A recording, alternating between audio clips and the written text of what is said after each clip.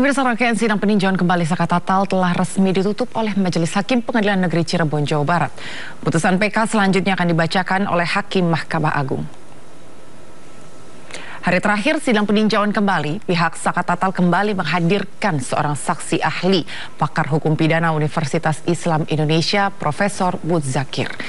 Kesaksian Prof. Muzakir dilanjutkan dengan penandatanganan berita acara yang menutup seluruh rangkaian persidangan PK Saka Tatal di PN Cirebon. Selanjutnya, kewenangan putusan perkara PK Saka Tatal berada di ranah Mahkamah Agung. Surat pernyataan atau diperiksa dalam sidang pemeriksaan.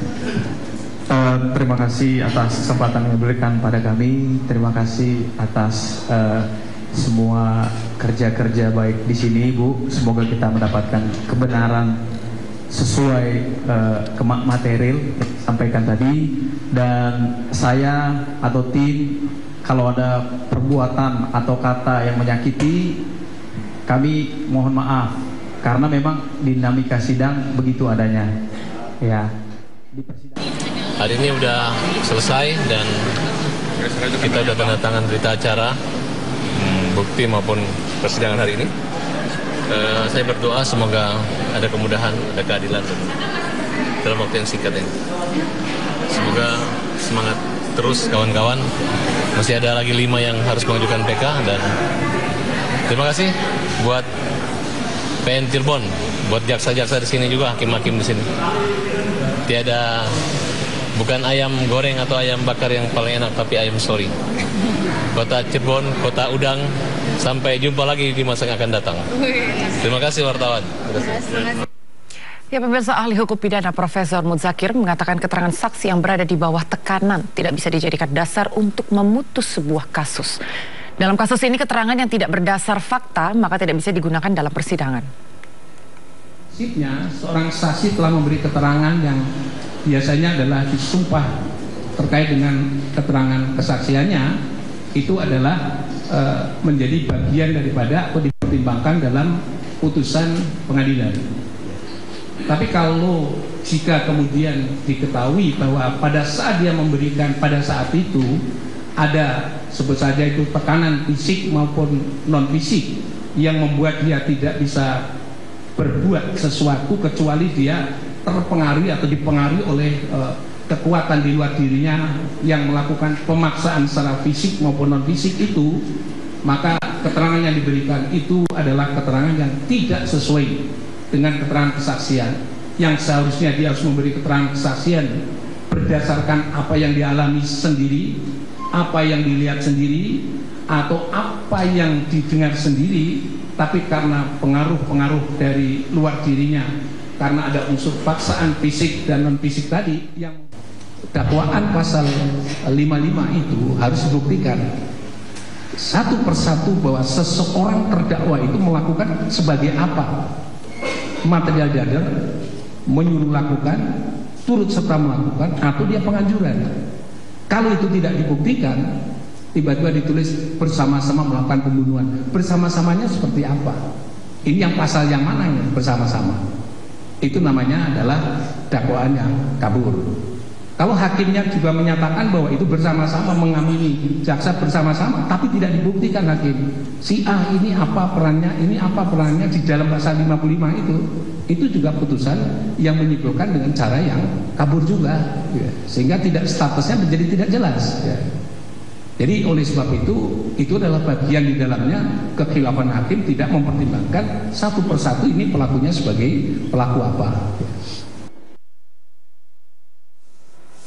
Ya, pemirsa, sidang peninjauan kembali Saka Tatal hari ini merupakan yang terakhir. Dan untuk membahas lebih dalam, sudah bergabung bersama kami malam ini melalui sambungan Zoom, kuasa hukum Saka Tatal Krishna Murti, kuasa hukum dari Ibtu Rudiana Elsa Syarif, serta pakar hukum pidana Asmi Syaputra. Selamat malam semuanya. Selamat malam, Mbak.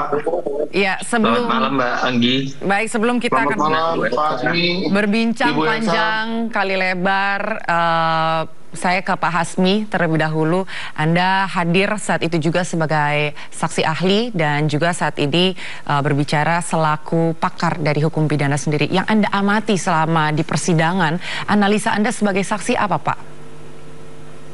Kita bicara kemarin tentunya adalah berkaitan tentang permohonan PK. Sebenarnya permohonan PK itu kan sangat sederhana ya, mengacu kepada pasal 263 Kitab Undang Hukum Acara Pidana, di mana di situ disebutkan ada alasan. Jadi kan PK itu adalah hak original, hak keistimewa yang dimiliki oleh terpidana. Jadi untuk merubah, katakanlah kalau ada 3 alasan yang memungkinkan.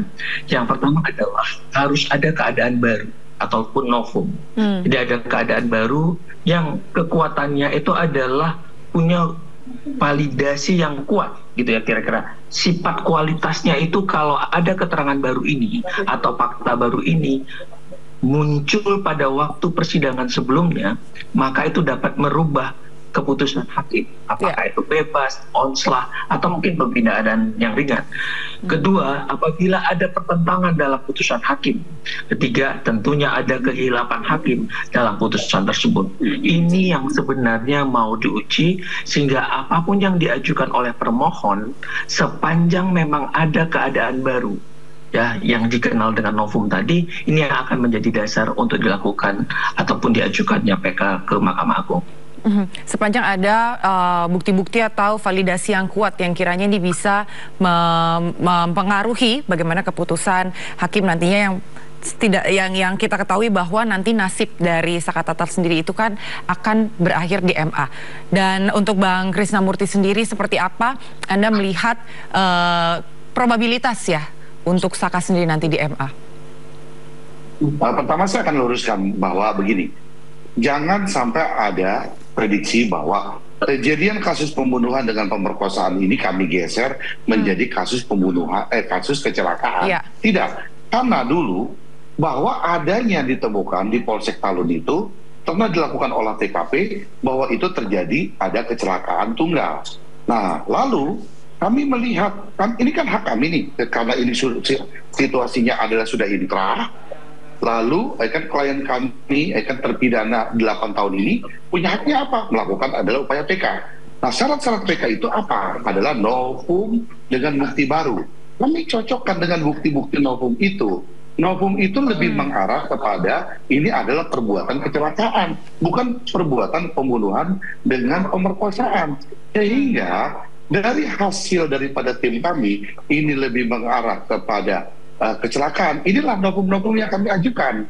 Lalu kemudian kami menghadirkan saksi-saksi fakta, baik saksi yang baru ataupun saksi-saksi yang ada di 2016. Saksi ketika di 2016 itu misalkan apa? Kan bahwa Liga Akbar telah mencabut keterangannya. Liga Akbar mengatakan di sini adanya dia seluruh BAP itu diarahkan oleh Rudiana. Lalu Rudiana lah yang bertemu dengan Liga Akbar. Lalu Liga Akbar mengatakan di dalam fakta persidangan kami itu, kan Liga Akbar mengatakan bahwa setelah sampai di Polres, dia bertemu dengan penyidik, suruh mengiyakan aja apa yang dikatakan penyidik. Nah, itulah fakta kami yang kami gali dari Liga Akbar. Kemudian Yogi Ninggolan sebagai kuasa hukum ketika 2016 kemarin, dia mengatakan juga, saya tanya lagi memperdalam, kalau ini adalah sebagai pembunuhan berencana 340, ini adalah peristiwa pembunuhan berencana, berarti ada intelektual dadernya. Intelektual dadernya siapa? Kami gali. Di sini kan tidak ditemukan intelektual dadernya. Kalau itu dikatakan intelektual dadernya adalah Peggy Setiawan, sementara Peggy Setiawan itu adalah DPO. Lalu kedua, kan adanya 2 DPO lagi, kan gitu loh.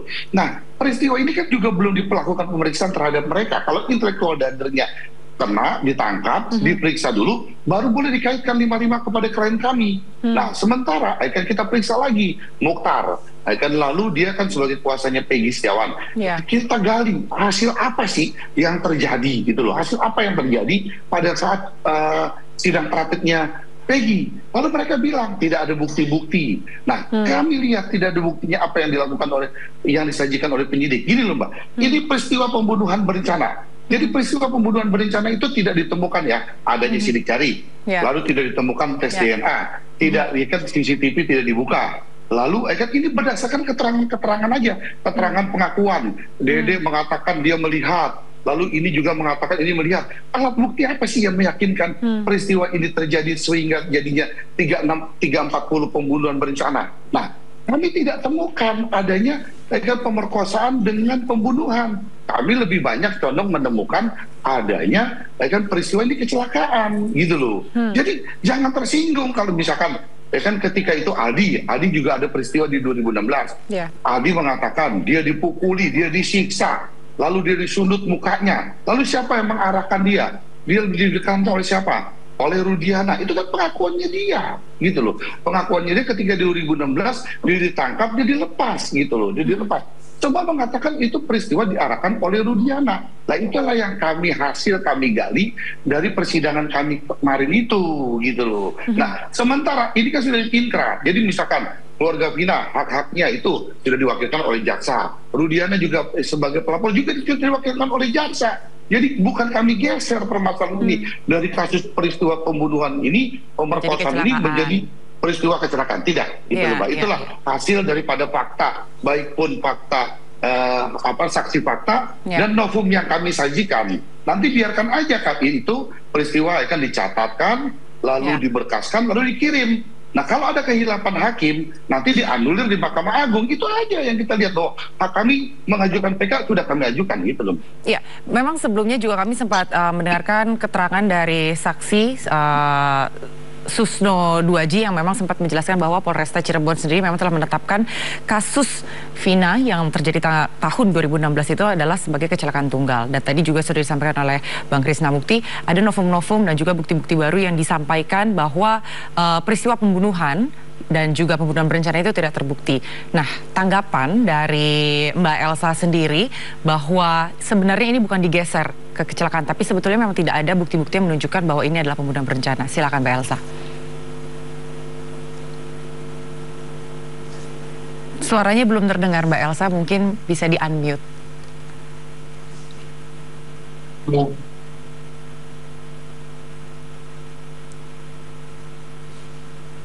Sampai detik ini masih berlaku putusan yang mempunyai kekuatan hukum tetap, ya. Jadi saya tetap berpegang pada putusan yang mempunyai kekuatan hukum tetap karena belum ada dibatalkan, ya. Jadi kita menghormati putusan itu.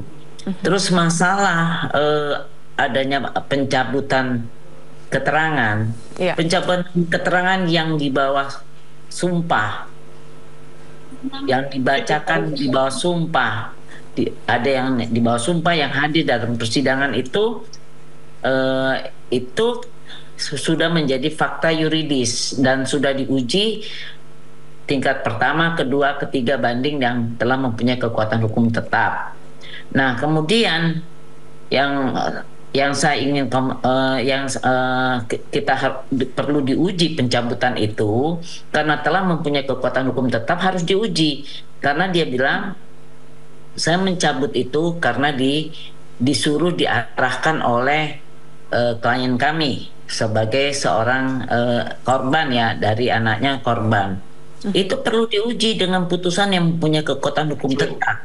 Jika terbukti memang klien saya itu memang baru bisa dijadiin barang bukti. Tidak bisa ngomong seenaknya sebegitu. Karena ini sudah di bawah sumpah. Dan juga perlu saya sampaikan, saya kan juga memegang sebagai kuasa hukum dari AEP. Di sini saya sudah menanyakan bahwa pada bulan Juni 2024 itu AEP dan Dede pernah diperiksa juga oleh Polda Jabar berkaitan dengan kasusnya Peggy Setiawan. Itu di BAP itu masih mengatakan seperti itu. Dia berubahnya setelah bertemu dengan Dedi Mulyadi. Itu keterangan dari AEP. Dan dia di BAP waktu itu di Karawang, dia masih tetap ada itu.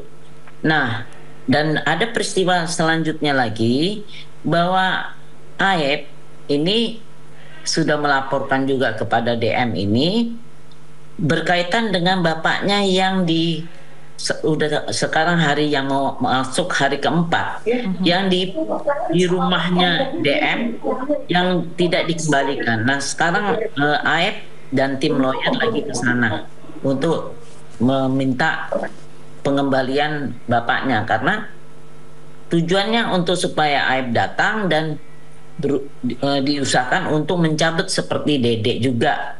Nah, seperti itu ya. Jadi karena itulah perlunya pencabutan itu harus mempunyai kekuatan hukum tetap pembuktiannya, bukan secara lisan. Ini kan masalah hukum. Tapi begini, jadi Mbak Elsa. Buktikan. Ya, terus kemudian masalah kecelakaan, terus maupun masalah pembunuhan. Ini kan ada waktu kecelakaan itu sudah dinyatakan kecelakaan, dan itu petugas yang menyatakan kecelakaan sudah diperiksa dan diberikan sanksi. Dan dari kecelakaan menjadi pembunuhan itu kan sesuai dengan pengembangan penyidikan dan menemukan suatu fakta-fakta baru yang ternyata itu bukan kecelakaan. Dan disitulah, dan itu bukan satu orang, yang bukan klien saya aja, kan itu satu tim. Betul. Dan pengamanan, dan kemudian kan dari seumum Polres Cirebon, dan hanya 3 hari kemudian di Polda Jabar untuk tidak terjadi konflik of interest. Jadi saya ada juga setelah visum luar, ada namanya visum dalam, yaitu forensik, ya, dokter forensik. Nah, disitulah rangkaian dari persesuaian keterangan saksi dari penemuan korban 5 orang yang menemukan korban, sampai dokter forensik, sampai dokter visum luar, visum dalam forensik, dan sampai keterangannya dari podcastnya DM juga yang menyatakan bahwa pemandi mayitnya dari almarhum Vina itu ditanya apakah ini pembunuhan atau kecelakaan. Dia bilang kalau lihat tubuhnya itu saya merasa ini bukan kecelakaan tapi pembunuhan, karena banyak sayatan, dan memang sesuai dengan forensik itu ada sayatan V, terus di sini ada jahitan. Itu kan kalau kecelakaan nggak mungkin jahitan, ya. Ditemukan oleh forensik. Jadi ya menemukan adanya lendir di dalam vagina, tapi kan pemandian itu tidak bisa masuk ke dalam, tidak bisa disedot segala rupa.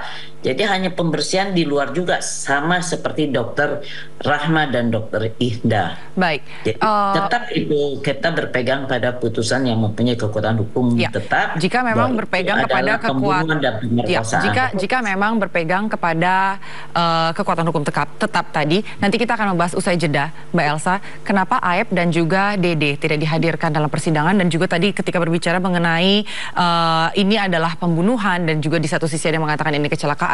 Bukti-bukti yang dihadirkan yang sampai saat ini masih ditunggu oleh masyarakat memang tidak menunjukkan bahwa ini sebetulnya memang ada pembunuhan. Seperti visum yang menunjukkan adanya indikasi langsung, dan kemudian TKP-nya di mana, nanti itu bisa dijawab oleh Mbak Elsa, dan juga nanti akan saya tanyakan kepada Pak Asmi. Kita jeda dulu sesaat. Baik pemirsa, kami masih akan kembali usai jeda, tetap bersama kami di Sindo Prime.